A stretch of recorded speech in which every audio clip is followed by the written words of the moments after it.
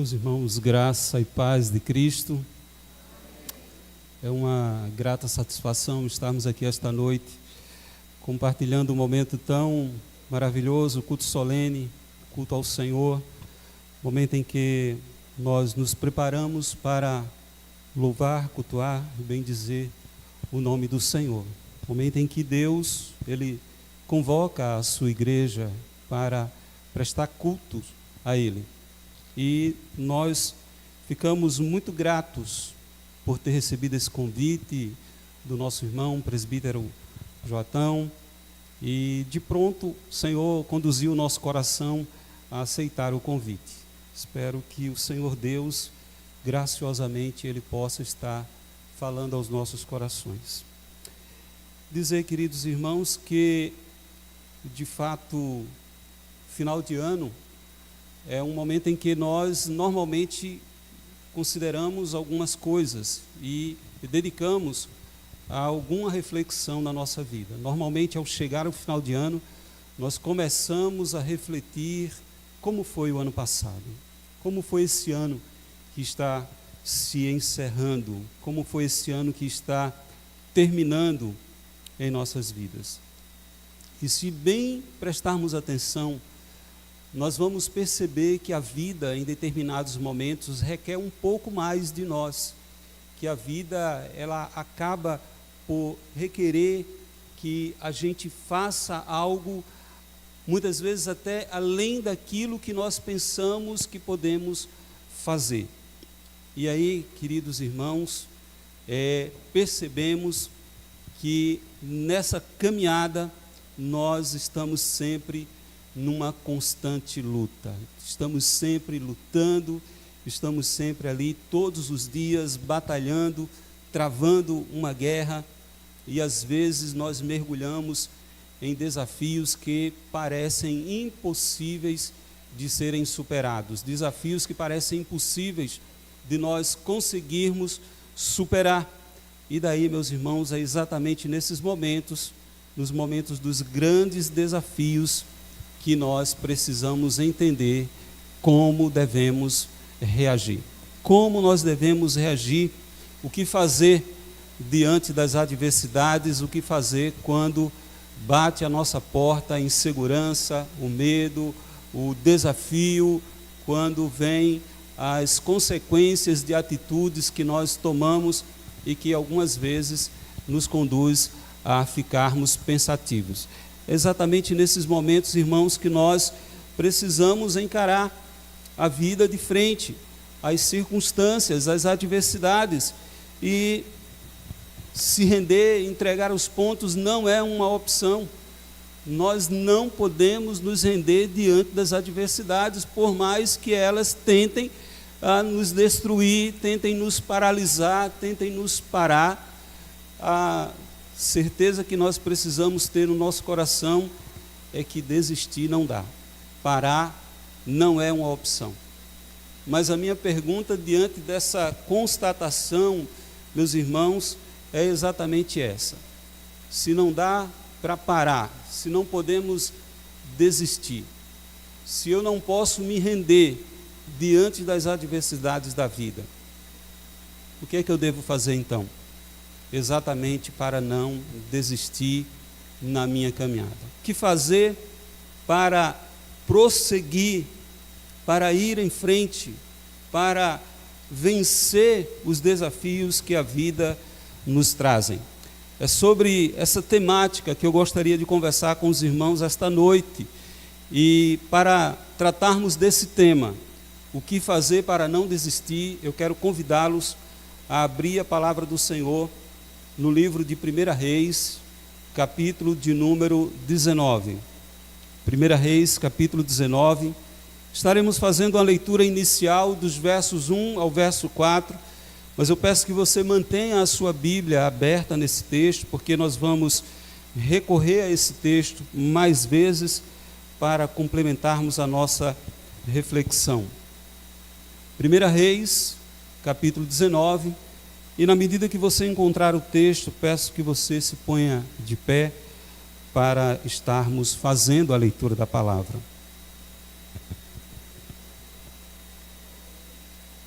1 Reis, capítulo 19, versos do 1 ao 4, diz assim a santa palavra de Deus. Acabe fez saber a Jezabel tudo quanto Elias havia feito e como matara todos os profetas à espada. Então Jezabel mandou um mensageiro a Elias a dizer-lhe: faça-me os deuses como lhes aprouver, se amanhã a estas horas não fizer eu a tua vida como fizeste a cada um deles. Temendo, pois, Elias, levantou-se e, para salvar a sua vida, se foi e chegou a Berseba, que pertence a Judá, e ali deixou o seu moço. Ele mesmo, porém, se foi ao deserto caminho de um dia, e veio e se assentou debaixo de um zimbro, e pediu para si a morte, dizendo: basta, toma agora, ó Senhor, a minha alma, pois não sou melhor do que os meus pais. Vamos orar ao Senhor. Ó Deus amado, Deus querido, em nome do Senhor Jesus, nós estamos aqui esta noite, louvando, bendizendo, glorificando o Teu nome, Senhor, e cultuando na beleza da Tua santidade. E queremos, ó Pai, neste momento, rogar ao Teu Santo Espírito, mais uma vez, que não seja o homem, mas o Senhor mesmo falando à Tua igreja, através do Teu servo, para a glória do Teu nome, Senhor. Ó Deus, pedimos ao Senhor, que o Senhor glorifique o Seu nome através desta mensagem, e que vidas sejam edificadas, vidas sejam alcançadas, e vidas sejam transformadas pelo poder da Tua santa palavra. Ó Deus, nós te pedimos isto, em nome de Jesus. Amém. Podeis assentar? Queridos irmãos, não sei quanto de vocês talvez já tenham ouvido falar que no século XVIII houve uma garota ali no país de Gales que é considerada uma menina esforçada e corajosa. O nome dessa garota é Mary Jones. E Mary Jones morava numa pequena vila, e quando Mary Jones tinha 8 anos de idade, ia para a igreja com os seus pais, e ali ela contemplava o pastor daquela pequena igreja, daquela comunidade, lendo a palavra de Deus. Mary Jones se punha a pensar como seria ter uma Bíblia e ler a própria Bíblia. E ela começou a colocar no coração o desejo de ter a sua própria Bíblia para ler. Acontece que havia algumas coisas que precisavam serem observadas. Primeiro, Mary Jones não sabia ler. Segundo, não havia Bíblias para ser vendidas naquela comunidade. Passa-se o tempo e Mary Jones sempre acalentando aquele desejo no seu coração de ter a sua própria Bíblia. E quando ela completou 10 anos de idade, chegou a grande notícia. Uma escola chegou àquele vilarejo. E Mary Jones foi a primeira aluna a se matricular. Foi a aluna mais dedicada, mais esforçada, e rapidamente aprendeu a ler. Aos 13 anos de idade, Mary Jones começou a juntar dinheiro para comprar a sua própria Bíblia. Começou a fazer pequenos afazeres para as pessoas daquela comunidade. Juntava lenha, cuidava de crianças, passou a vender os ovos de suas galinhas. E Mary Jones, ela começou a se esforçar para juntar aquele dinheiro que ela precisava para comprar uma Bíblia. E quando ela já estava quase começando, quase terminando de juntar o dinheiro, aconteceu um imprevisto. O seu pai adoeceu. E agora, sem a renda familiar, Mary Jones teve que gastar parte de suas economias para suprir as necessidades de casa. E aí, irmãos, alguém poderia pensar: foi-se o sonho de Mary Jones, ela não vai conseguir, certamente ela vai desistir. Mas não é isto que ela faz. Mary Jones continua empenhada, esforçada, com o desejo de juntar aquelas suas economias para conseguir comprar a sua Bíblia. Quando ela concluiu o dinheiro que ela precisava, de juntar o dinheiro que ela precisava, Mary Jones tinha 15 anos de idade. Agora, com a quantia em mão, ela vai até o pastor da sua vila, da sua igreja, e diz ao pastor: olha, eu já tenho dinheiro para comprar a minha Bíblia. Acontece, irmãos, que não havia Bíblia naquela comunidade para vender. E ela só iria encontrar Bíblia numa pequena cidade que ficava a 40 quilômetros de distância. E Mary Jones, ela poderia perfeitamente dizer: agora não tenho mais, tenho os recursos, mas não tenho como comprar a Bíblia, vou desistir. Mas não é isso que Mary Jones faz. Mary Jones prepara um lanche e num dia logo cedo ela sai a pé, 40 quilômetros a pé, para comprar a sua Bíblia. Sobe o morro, desce morro, passa pontes, vira ruas, e Mary Jones caminha 40 quilômetros até chegar na cidade de Bala. E ali, quando ela chegou na cidade de Bala, ela procurou o pastor chamado Thomas, e o pastor Thomas a recebeu. Ela contou parte da sua história, disse como ela tinha chegado até ali, como ela havia levantado essas economias para comprar a sua Bíblia. E o pastor Thomas ficou muito impressionado com a história de Mary Jones. Ele entregou o exemplar da Bíblia para ela. Ela pegou aquele exemplar com todo carinho, com todo cuidado. No dia seguinte, fez a viagem de volta, 40 quilômetros de volta para a sua pequena vila, agora com a sua Bíblia na mão. E quando Mary Jones vai entrando a cidade dela, pequeno vilarejo, os seus pais, vizinhos e amigos estavam ali esperando Mary Jones. E para aqueles que lhe aguardavam, Mary Jones olhou para eles e disse: valeu a pena esperar, eu consegui. E no seu coração, Mary Jones pensava: agora posso ler a minha Bíblia sempre que eu quiser. Porque Mary Jones nunca desistiu do seu sonho. Meus irmãos, nós estamos diante de um livro de 1 Reis, e nós podemos dizer que esse livro, ele pode ser dividido basicamente em 3 partes. A primeira parte fala do começo do reinado de Salomão em Israel e Judá, e fala da morte do seu pai Davi. A segunda parte fala do reinado e das realizações de Salomão. Fala especialmente da construção do templo em Jerusalém.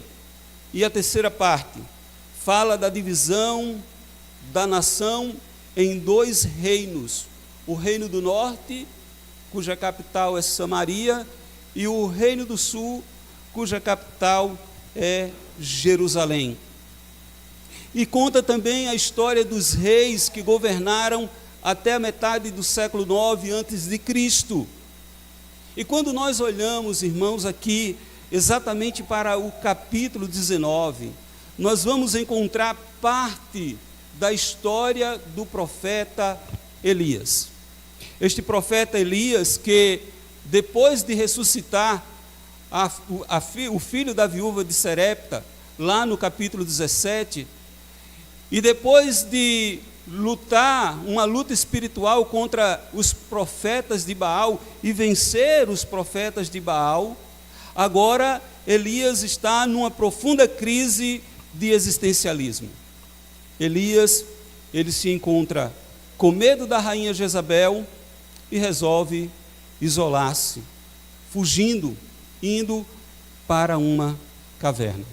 E qual é o pensamento de Elias? O pensamento de Elias é de desistir, é de parar. Se você bem observar o texto, Elias diz: chega, eu quero morrer, eu não quero mais prosseguir, eu quero parar essa caminhada. Mas o fato, meus irmãos, é que Elias, ele precisava prosseguir na missão. Elias não tinha essa opção de desistência. Ele não podia desistir, ele não podia parar. Não havia essa opção para Elias. E porque não havia essa opção para Elias, ele estava prestes a descobrir que apenas em Deus e tão somente em Deus é possível a gente ir em frente. Apenas em Deus e tão somente em Deus é possível prosseguir. Não dá para você caminhar diante dos grandes desafios da vida distante, desconectado de Deus. Não dá para você ir em frente se você não está com Deus do seu lado. E à luz dessa verdade, meus irmãos, eu gostaria de falar sobre 3 pontos fundamentais para Elias não desistir e ter a convicção que só em Deus é possível ir em frente. E o primeiro ponto que eu gostaria de abordar, meu irmão, para você não desistir nesta caminhada, a primeira coisa que você precisa fazer, a primeira atitude que você precisa tomar é confiar na soberania de Deus. A primeira atitude que você precisa ter na sua vida para não desistir dos desafios que surgem é você confiar na soberania de Deus. E quando nós, irmãos, falamos da soberania de Deus, quando dizemos que Deus é soberano, nós estamos afirmando o seu direito de governar sobre tudo e sobre todas as coisas. Nós estamos dizendo que Deus, ele é soberano e governa sobre o universo criado para a sua própria glória. E ele faz isto exatamente como aprove a sua vontade. Deus, ele soberanamente, ele governa para que os seus propósitos se cumpram, para que o seu nome seja glorificado. Por isso, quando nós afirmamos que o direito de Deus é de ser um Deus soberano, nós estamos afirmando que esse Deus, ao governar sobre todas as coisas, ele tem o direito sobre nós, assim como o oleiro tem direito sobre o barro. E quando o oleiro pega o barro, meus irmãos, o oleiro faz do barro da forma que ele quer. Ele pega o barro e molda do jeito que quer. E de semelhante modo, Deus, pela sua soberania, ele faz exatamente como ele quer em nossas vidas, para que o seu nome seja glorificado. Dessa forma, meus irmãos, afirmamos que Deus, ele não está sujeito a nenhuma regra ou a nenhuma lei fora da sua própria vontade e da sua própria natureza. Porque Deus, ele é a sua própria lei. Não há quem diga ao Senhor, não há quem governe o Senhor, não há quem dirija o Senhor. O Senhor, ele é soberano. E nós precisamos acreditar, crer em nossos corações nessa soberania de Deus. O profeta Daniel, no capítulo 4, verso 35, diz: não há quem lhe possa deter a mão, nem lhe dizer o que fazes.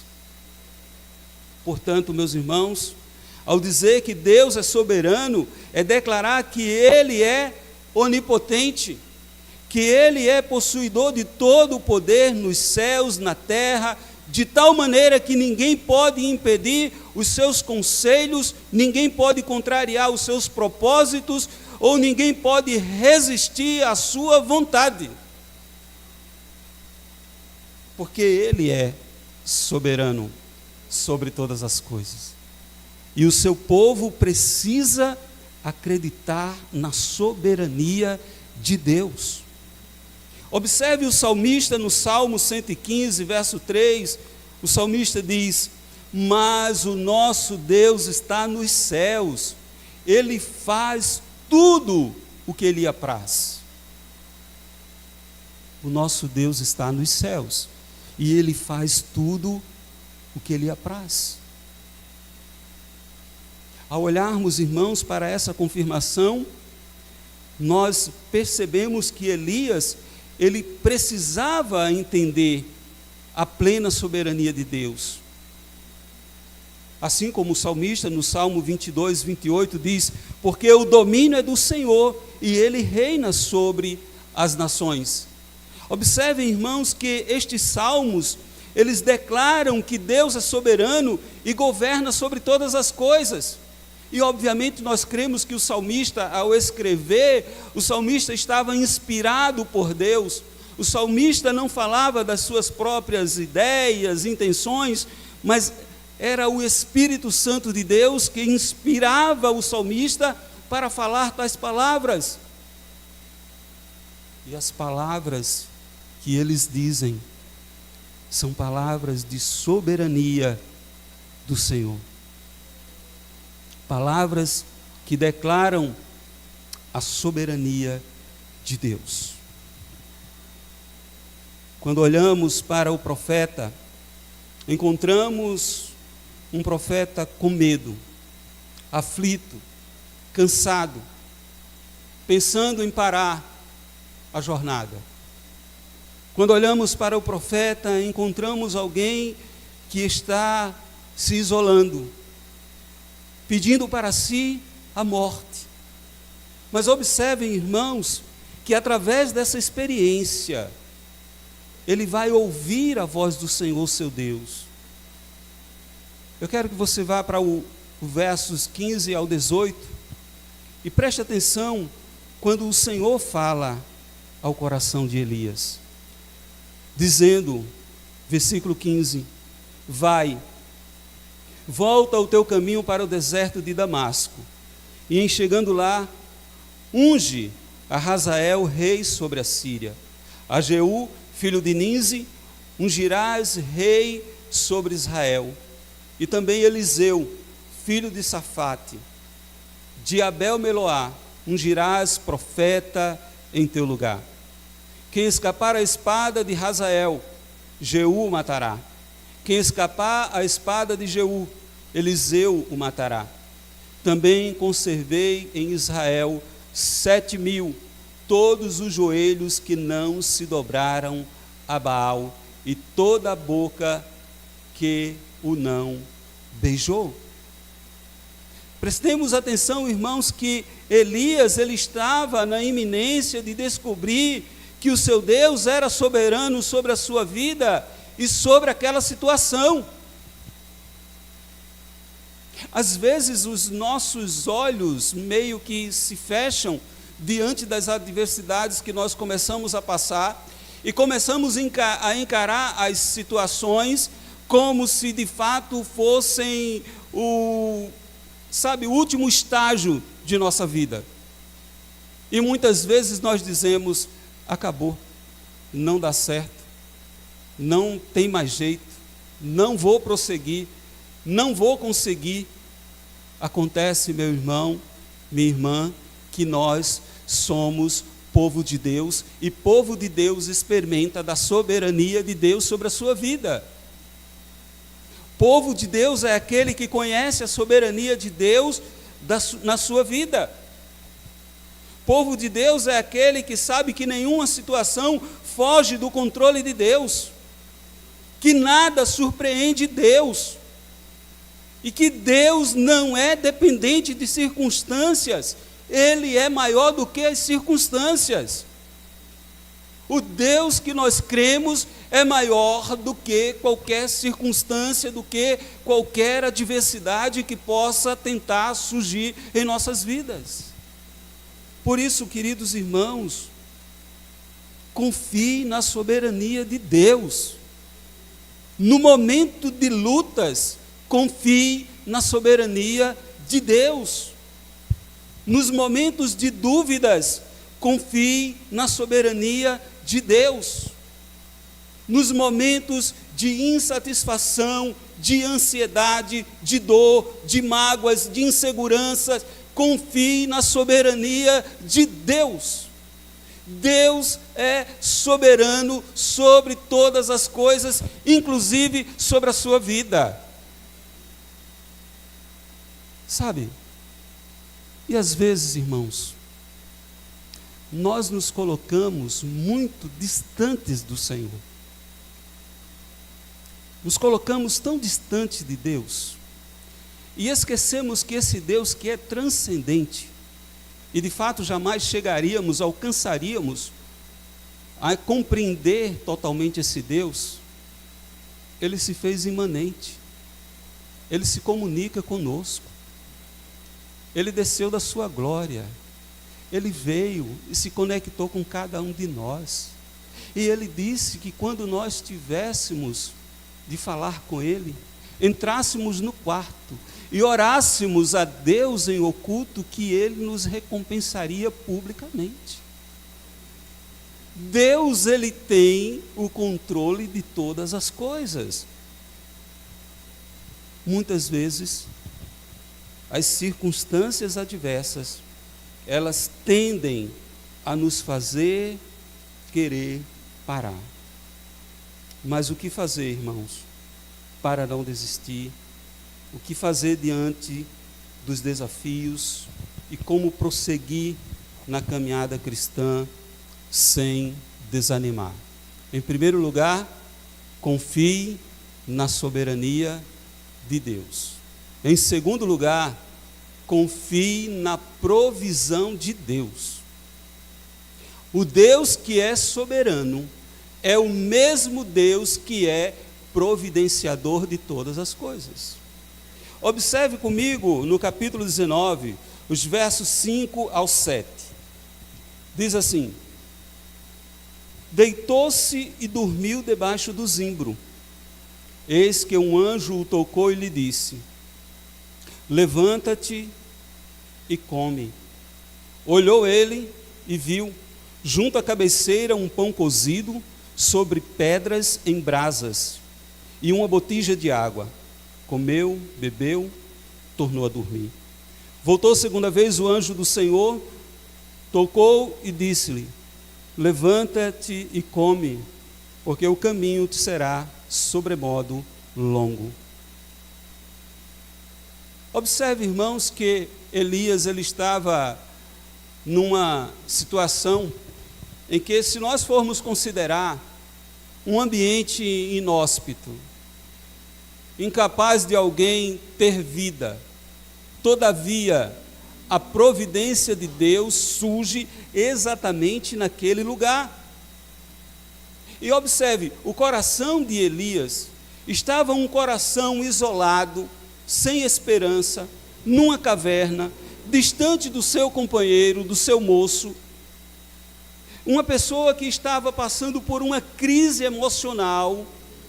Aparentemente, Elias estava ali sozinho, completamente isolado, mas Deus mostra que Elias não estava só, que Deus estava com ele naquele momento, providenciando tudo o que ele precisava para prosseguir a sua caminhada. Muitas vezes nós estamos exatamente assim. Eu estou só, não tem ninguém por mim. Se olha para um lado, as pessoas que estavam te rodeando foram embora. Se olha para outro, as pessoas que te davam a mão e batiam nas tuas costas, sumiram. E você diz: eu estou só. Acontece que aqueles que creem em Deus nunca estão sozinhos. Quem crê em Deus nunca está só, porque Deus é aquele que providencia todas as coisas. Deus é aquele que vai adiante de nós e providencia todas as coisas. O salmista, no Salmo 23, no verso 5, diz: preparas uma mesa na presença dos meus adversários, unges a minha cabeça com óleo, o meu cálice transborda. Meus irmãos, Deus é aquele que vai adiante de nós, Ele toma a nossa frente quando sentimos que não temos mais forças para caminhar. Deus é aquele que renova a nossa esperança, é aquele que alegra o nosso coração quando nós estamos ficando tristes. Por isso, creia que o Senhor Deus é aquele que providencia tudo para você em todo tempo e em todo momento. Nunca se sinta abandonado por Deus, porque Ele jamais te abandonou. O Deus que cuidou de Elias é o Deus que cuida da sua igreja. O Deus que providenciou para Elias é o Deus que providencia para cada um de nós. Queridos, creia na soberania de Deus. Porque Deus, Ele é soberano o suficiente para despertar pessoas, para levantar pessoas, para ajudar o seu povo. Eu não sei se você já ouviu a ilustração daquela garota que orava na sua casa, no seu quarto, e ali o fazendeiro rico daquela região, passeando de cavalo naquela manhã, se aproximou daquela casa e ouviu meio que um choro. Ele se aproximou daquela janela e do alto do seu cavalo ele percebeu aquela garota orando e chorando. E o fazendeiro chamou a atenção daquela menina e disse: por que você está chorando? E a menina disse: Senhor, a minha mãe está doente, os meus irmãos estão com fome, eu não tenho dinheiro para comprar remédio para minha mãe, e não tenho dinheiro para comprar comida para os meus irmãos. O fazendeiro, comovido com a história daquela criança, colocou a mão no bolso, tirou uma boa quantia de dinheiro, entregou para aquela criança e disse: tome, vá comprar comida para seus irmãos e remédio para sua mãe. E pare com esse negócio de pedir aos céus. Os céus não dão nada a ninguém. Continuou no seu cavalo e foi embora. Depois de andar uns 200 metros, resolveu voltar para ver se a menina estava ou não, se tinha ou não atendido a sua instrução. Ele volta e ele encontra a menina ainda em oração. Mais uma vez ele chama a atenção daquela garota e diz: olha, eu já disse a você para parar com esse negócio de orar, de pedir aos céus. O céu não dá nada a ninguém. Vá comprar o remédio da sua mãe, comida para os seus irmãos, e pare de pedir aos céus. A garota olha para o fazendeiro e diz: Senhor, a minha mãe está doente, os meus irmãos com fome, e eu comecei a pedir a Deus para que Ele mandasse mantimento. E agora, eu não estou mais pedindo, eu estou agradecendo, porque Ele mandou o Senhor. E Deus faz exatamente assim. Deus levanta pessoas para ajudar o seu povo na hora da necessidade, porque Ele é um Deus providenciador. Portanto, confie na soberania de Deus e confie na providência de Deus. Deus é um Deus soberano e é um Deus que providencia todas as coisas. Mas, irmãos, em terceiro lugar, para não desistir nessa caminhada, para ir adiante, apesar das circunstâncias adversas de nossas vidas, em terceiro lugar, levante e lute. Levante e lute. Crendo na soberania de Deus e crendo na provisão de Deus, levante e lute. Saia da sua prostração.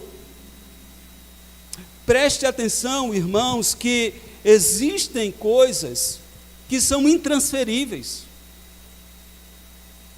Existem algumas lutas que elas são só suas e de mais ninguém.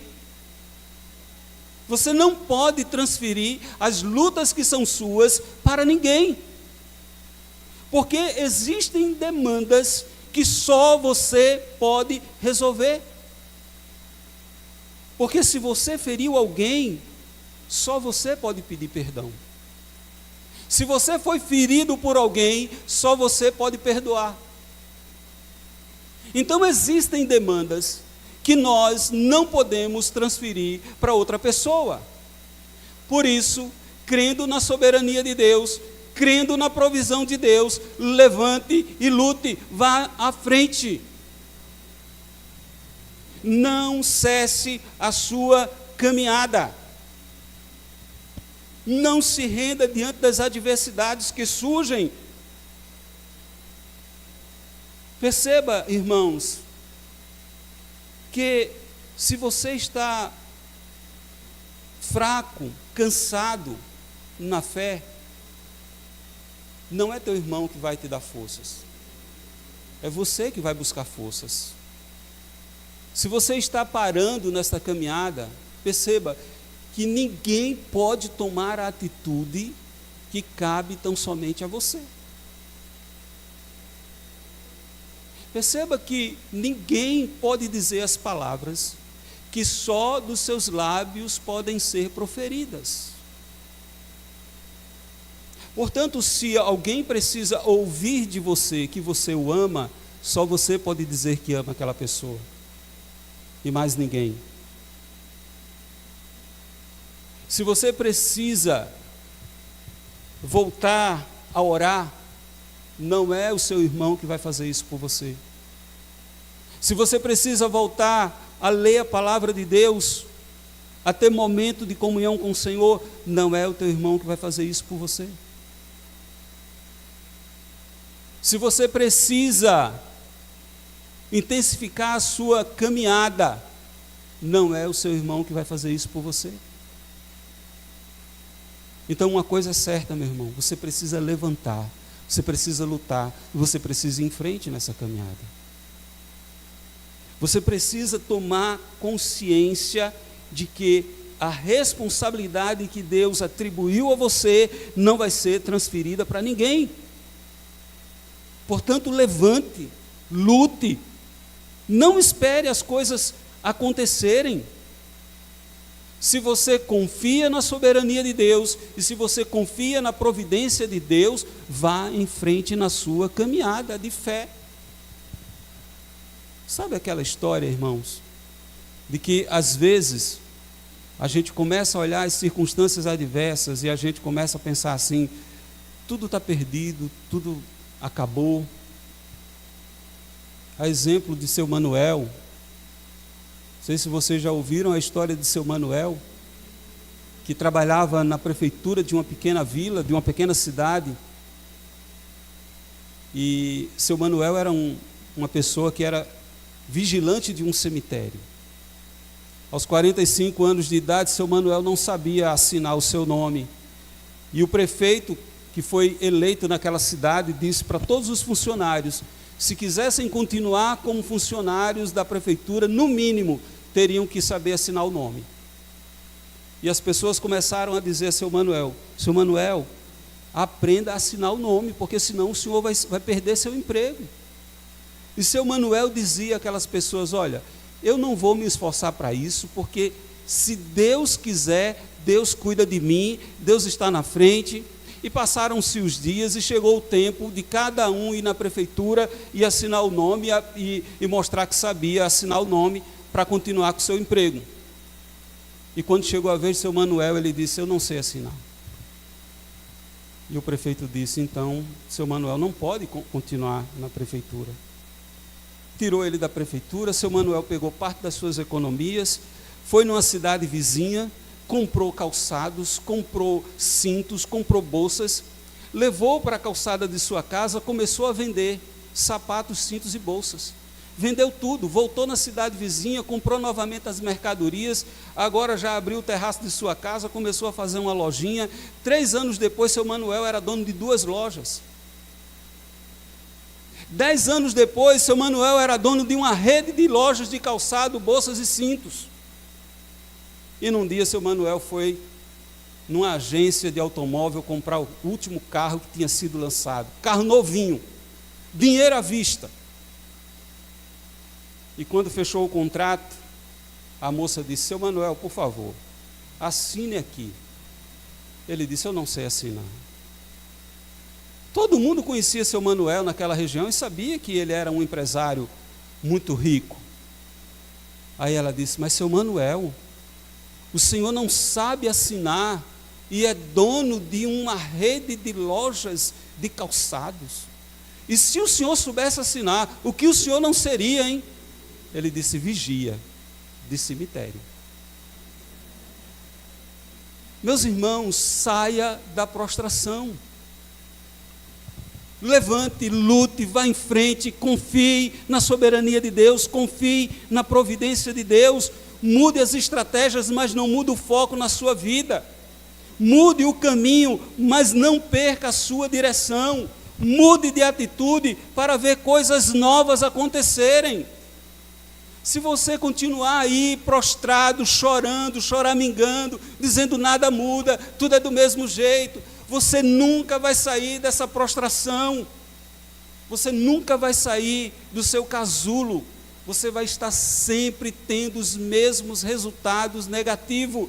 Acredite, irmãos, Deus é soberano, acredite, irmão, Deus é providenciador. Vá em frente, vá em busca, vá à luta.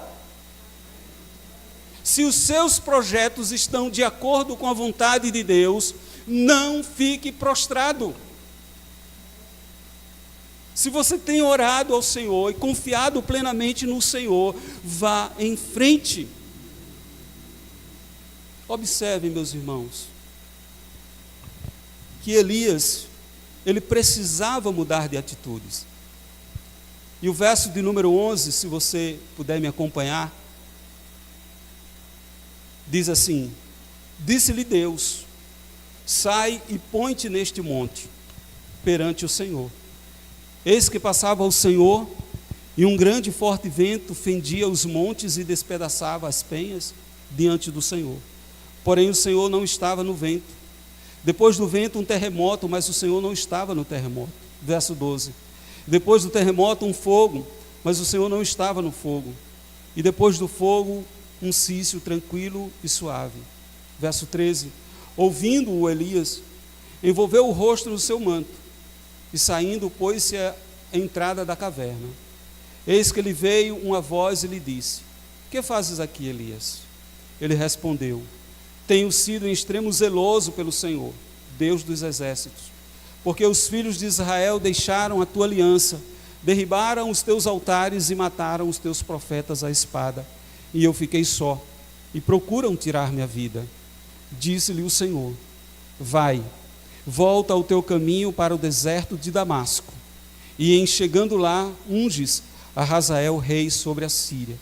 A Jeú, filho de Nise, ungirás rei sobre Israel, e também Eliseu, filho de Safate, de Abel-Meloá, ungirás profeta em teu lugar. Quem escapar a espada de Hazael, Jeú matará. Quem escapar a espada de Jeú, Eliseu matará. Também conservei em Israel 7.000, todos os joelhos que não se dobraram a Baal, e toda a boca que não o beijou. Percebam, irmãos, que de fato as notícias, elas não eram boas. O povo da aliança se afastando, os altares derrubados, profetas sendo mortos, uma situação realmente desoladora. Aqui estava presente a angústia, o medo, o desespero. Tudo isso estava tomando conta da vida de Elias. Porém, não era a hora de Elias parar. Elias precisava entender que não era a ocasião de desistir, e muito menos a ocasião de se entregar. É exatamente por essa experiência, meus irmãos, que Elias passara, que ele acabara de desfrutar de uma forma visível da soberania de Deus e da providência de Deus. Ele tinha experimentado isto ali, face a face. Ele tinha visto o Senhor providenciando soberanamente tudo o que ele precisava. E o Senhor falando ao seu coração, mesmo diante daquela circunstância adversa, de uma perseguição, de alguém que queria lhe tirar a vida. Elias, exatamente nesse momento, ele experimenta da soberania de Deus e da providência de Deus. Eu não sei se você já parou para pensar na missão de Cristo, e se você já olhou como Cristo, durante a sua missão aqui na terra, como vieram adversidades para Cristo, e como o Senhor de nossas vidas, aquele que veio nos substituir, como Ele encarou as circunstâncias adversas, como Cristo jamais se rendeu, mesmo diante das maiores adversidades.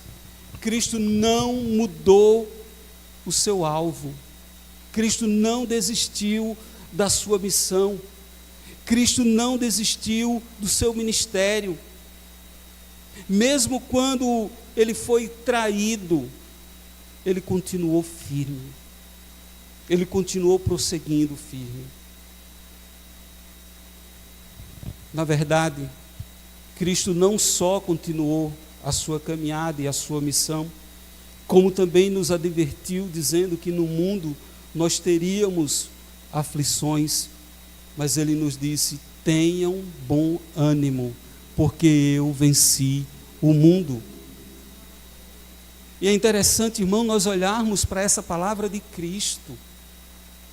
O Senhor diz que já venceu o mundo. Então isso é mais do que suficiente para eu entender que se Cristo venceu o mundo por mim, eu não posso cair no ostracismo. Se Cristo venceu o mundo por mim, eu não posso viver enclausurado. Se Cristo venceu o mundo por mim, meus irmãos, eu tenho que lutar, porque a luta, a batalha por Cristo já foi vencida. E quando nós olhamos para a história de Mary Jones, aquela menina esforçada, corajosa, que comprou a sua Bíblia, voltou para a sua pequena vila, sua cidade, alegre porque já sabia ler e porque tinha sua Bíblia para ler. Nós não sabemos dos resultados, mas acontece, irmãos, que o pastor Thomas, impressionado com a história daquela menina, ele resolveu contar o que tinha ouvido aos diretores de folhetos religiosos com a entidade cristã local. E profundamente tocados com a luta de Mary Jones para conseguir o seu exemplar da Bíblia, os diretores daquela organização chegaram à conclusão de que experiências como a dela não deveriam mais se repetir. Então, esses homens decidiram fazer uma coisa para tornar a palavra de Deus acessível a todos. E depois de muitos estudos e de orações, resolveram organizar uma nova sociedade com a finalidade de traduzir, imprimir e distribuir a Bíblia. E foi assim, irmãos, que no dia 7 de dezembro de 1802 foi fundada a primeira sociedade bíblica, que recebeu o nome de Sociedade Bíblica Britânica Estrangeira. Foi a partir da história de Mary Jones, da vida daquela simples garota camponesa, que a primeira sociedade bíblica da Europa surgiu para imprimir, traduzir, imprimir e distribuir Bíblias.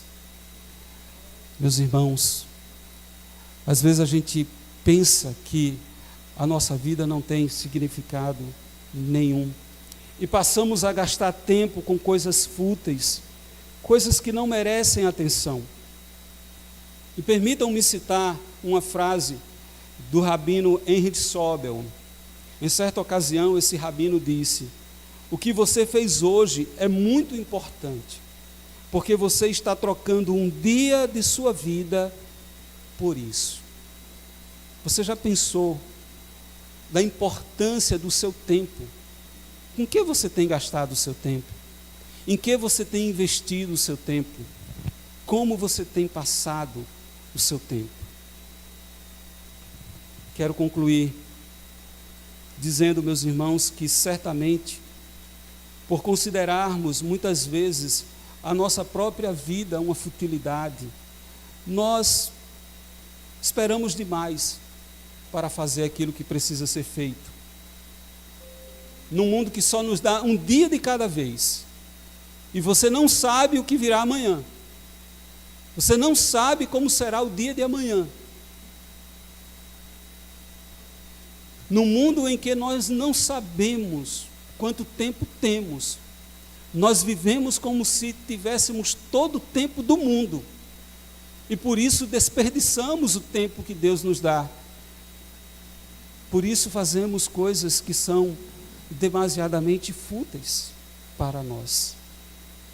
E enquanto isso, muitas vezes lamentamos, esperamos demais para dizer as palavras de perdão que devem ser ditas, esperamos demais, irmãos, e adiamos para pôr de lado os rancores que devem ser arrancados e expulsos de nós. Muitas vezes, irmãos, adiamos os dias para expressar gratidão às pessoas que amamos, cruzamos com pessoas que amamos todos os dias, pais, filhos e famílias, e muitas vezes não saem dos nossos lábios: eu te amo. Quantos maridos dizem à mulher: eu te amo? Quantas mulheres dizem aos seus maridos: eu te amo? Quantos pais dizem aos filhos: eu te amo? Quantos filhos dizem ou ouvem dos pais: eu te amo? A vida, ela é dura demais, irmãos, para nós desperdiçarmos o nosso tempo com coisas fúteis. A impressão que nós temos, irmãos, é que nós não sabemos que se alguém quer ser o primeiro, será o último e servo de todos, como diz Marcos 9:35. Então, meus irmãos, diante de tudo isso, aprendamos que eu posso até ter sido magoado, posso estar sendo perseguido, posso estar sofrendo calúnias e até mesmo fortes provações, mas isto jamais pode paralisar a minha vida, jamais pode me levar para um cantinho de parede e dizer: acabou. Não acabou. Primeiro, porque você tem um Deus que é soberano. Segundo, porque você tem um Deus que é providenciador. E terceiro, levante e ande, saia da prostração, confie plenamente no Senhor. Uma coisa é certa, irmãos, que o nosso Deus, Ele foi Senhor no tempo de Elias, Ele foi providenciador para Elias, e Ele continua e continuará sendo soberano e providenciador na vida de todos nós. Por isso, saiba de uma coisa: o Deus de Elias é o teu Deus. O Deus de Elias é o Deus que está com você. Assim como Ele assistiu a vida de Elias, no momento de tanta dificuldade, o Senhor pode assistir a tua vida também. Que Deus nos abençoe. Que 2024 venha, mas que nós possamos enfrentar esse ano tendo essa plena convicção: eu tenho um Deus que é soberano, eu tenho um Deus que é provedor de todas as coisas. Vamos orar. Pai Santo, amado, querido, nós louvamos o Teu nome, Senhor. Colocamos diante do Senhor toda a nossa ansiedade, porque de fato o Senhor tem cuidado de nós. Deus, nós louvamos a Ti, porque cremos que o Senhor não muda, que o Senhor é o mesmo ontem, hoje e o será eternamente. Te damos graças, ó Pai, porque a Tua palavra constantemente nos revela quão soberano o Senhor é, e quão providenciador o Senhor é, e como o Senhor requer de nós que as nossas atitudes estejam de acordo com a Tua vontade para prosseguirmos nesta caminhada. Ó Deus, nos ajuda, em nome do Teu Filho Jesus. Amém.